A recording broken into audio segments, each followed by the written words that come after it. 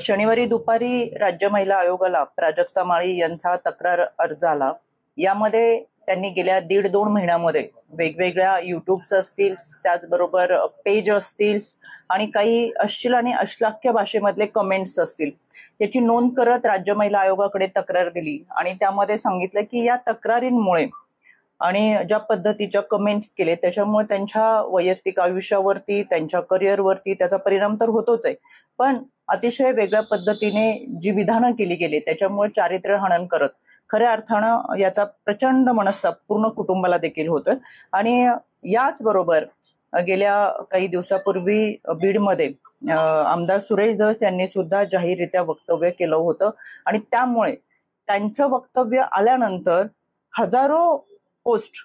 आणि वेगवेगळ्या युट्यूब चॅनल्सने केलेल्या बातम्या ह्या अतिशय वेदनादायक आहेत आणि त्या चारित्र्य हनन करणाऱ्या, बदनाम करणाऱ्या आहेत आणि त्या अनुषंगाने राज्य महिला आयोगाने त्याची दखल घ्यावी आणि त्यावर कारवाई करावी, अशा स्वरूपाचा तक्रार अर्ज हा राज्य महिला आयोगाला